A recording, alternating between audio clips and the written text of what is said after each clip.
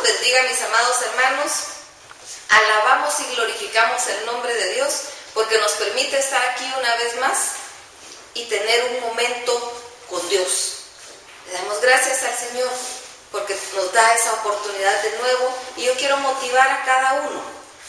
Los quiero retar a que de verdad estemos apartando un momento con Dios cada día. Leamos su palabra, no desaprovechemos las oportunidades que Dios nos da. Miren, ustedes podrán decir, yo tengo tanto que hacer. Con unos minutos que usted le dedique al Señor es una inversión en su vida. Leemos la palabra y después vamos a orar. No pierda la oportunidad, no se engañe y solo escuche la palabra y ya estuvo. No, lean la palabra, vuelvan a leer, escúchenla cuando estamos diciéndola aquí, pero luego vayan a su habitación, vayan a su lugar secreto con Dios, a orar, a hablar con Dios. Ustedes mismos van a recibir la bendición. Quienes ya lo están haciendo y quienes han continuado la oración todos los días, estoy totalmente segura que están de acuerdo conmigo porque ya están recibiendo la bendición. Quienes no lo han hecho, háganlo. Yo les aseguro que van a darse cuenta por qué es que yo les insisto en esto y van a recibir la bendición. Leamos. Nos corresponde ahora el capítulo 23 del Evangelio de Jesucristo según Lucas, el verso 26. Veamos lo que nos dice la palabra y tomemos para nosotros. Lucas 23, 26 dice: y llevándole tomaron a cierto Simón de Cirene que venía del campo y le pusieron encima la cruz para que la llevase tras Jesús. Y le seguía gran multitud del pueblo y de mujeres que lloraban y hacían lamentación por él. Pero Jesús, vuelto hacia ella, les dijo: hijas de Jerusalén, no lloréis por mí, sino llorad por vosotras mismas y por vuestros hijos. Porque he aquí vendrán días que dirán: bienaventuradas las estériles y los vientres que no concibieron y los pechos que no criaron. Entonces comenzarán a decir los montes: caed sobre nosotros, y a los collados cubrirnos.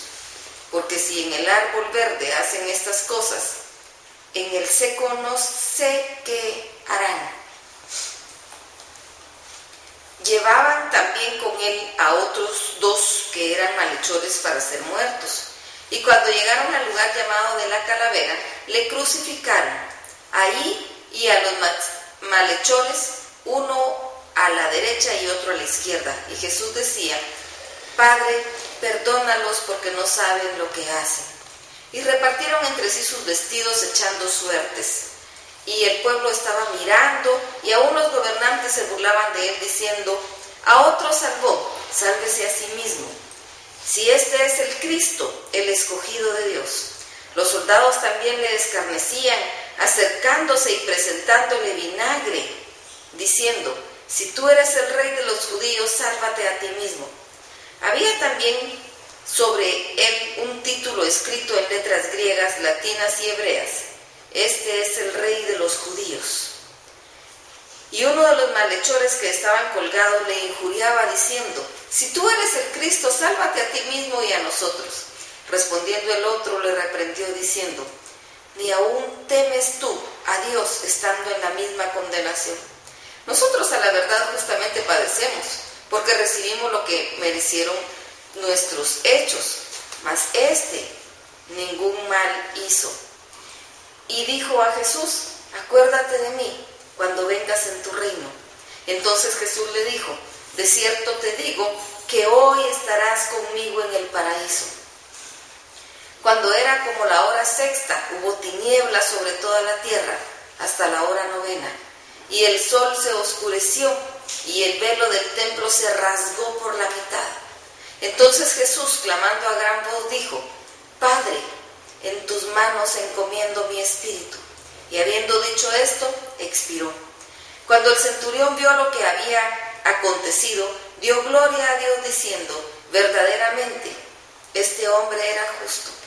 Y toda la multitud y los que estaban presentes en este espectáculo, viendo lo que había acontecido, se volvían golpeándose el pecho, porque todos sus conocidos y las mujeres que habían seguido desde Galilea estaban lejos mirando estas cosas. Había un varón llamado José de Arimatea, de Arimatea, ciudad de Judea, el cual era miembro del concilio, varón bueno y justo. Este que también esperaba el reino de Dios y no había consentido en el acuerdo ni en los hechos de ellos, fue a Pilato y pidió el cuerpo de Jesús, y quitándolo lo envolvió en una sábana y lo puso en un sepulcro abierto en una peña, en la cual aún no se había puesto a nadie. Era día de la preparación y estaban para comenzar el día de reposo, y las mujeres que habían venido con él desde Galilea siguieron también y vieron el sepulcro como fue puesto su cuerpo. Y vueltas prepararon especias aromáticas y ungüentos y descansaron el día de reposo conforme al mandamiento. Bien, vemos aquí lo que nos narra el evangelista Lucas respecto a la crucifixión de Jesucristo. Estuvimos leyendo el día de ayer los primeros versículos de este capítulo y vemos cómo el pueblo está gritando: crucifícale, crucifícale. Y Pilato les dice: pues no encuentro ningún delito, pero si eso es lo que quieren, pues está bien. Trató de soltarles a otra persona, a un malhechor, a un asesino, pero ellos no quisieron. Entonces, él termina cediendo ante el pueblo y empieza la crucifixión. Ha de haber sido algo tremendo, triste. El evangelista nos dice que cuando iba llevando la cruz, llamaron a un hombre llamado Simón de Cirene para que él llevara la cruz. Y dice la palabra, es que él iba golpeado, él iba azotado, él iba lastimado. Dice la palabra que unas mujeres iban llorando por lo que estaban viendo. Y me impacta lo que Jesucristo les dice. Porque les dice: no lloren por mí, lloren por ustedes. Porque lo que viene es duro. Lo que viene es difícil. Y desearán incluso no estar vivas. Y lo que vino fue tremendo. Nosotros lo vemos en los hechos y lo vemos en la historia de la iglesia primitiva. Con una persecución tremenda. Una cantidad de muertos increíble.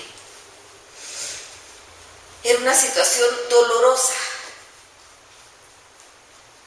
¿Se recuerdan que leímos que él había contado una parábola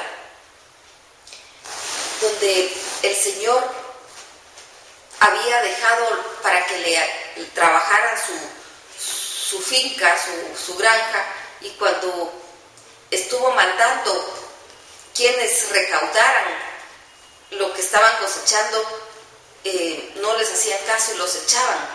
Y después dice, viene él y envía al hijo, pero a este lo matan. Se estaba cumpliendo eso.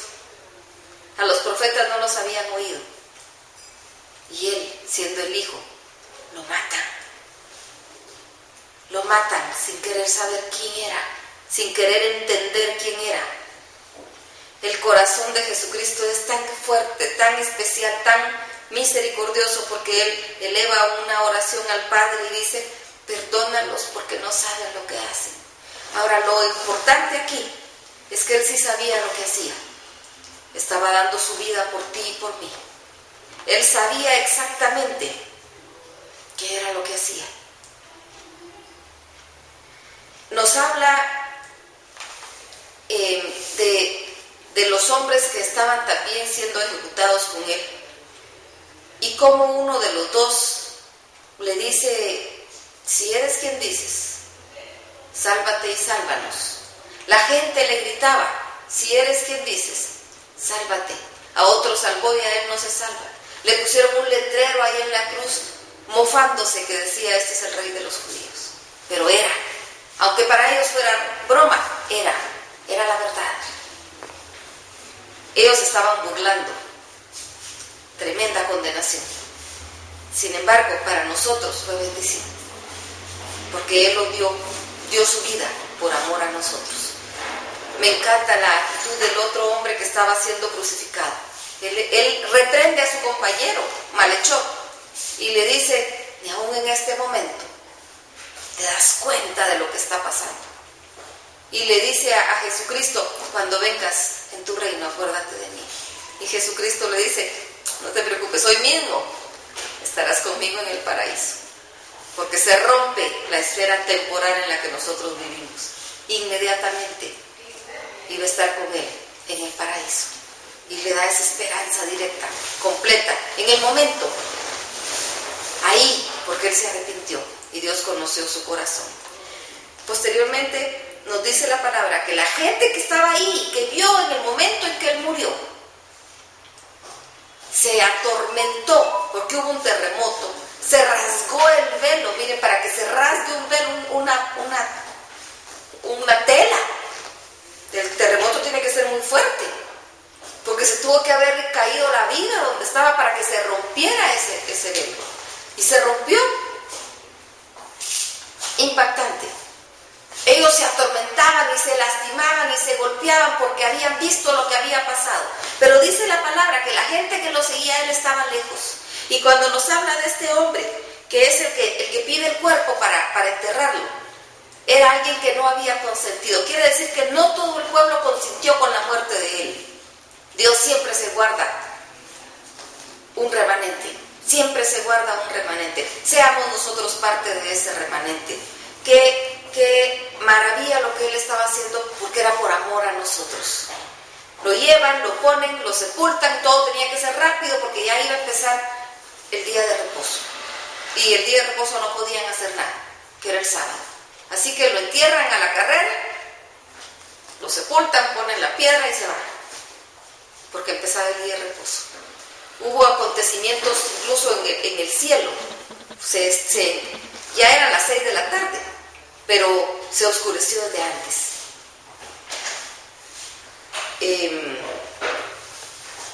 Dice la palabra que se oscurece desde las 3 de la tarde, desde la hora sexta, que son las 3 de la tarde. Es impactante. No tomemos esto a la ligera. Seamos parte de ese remanente.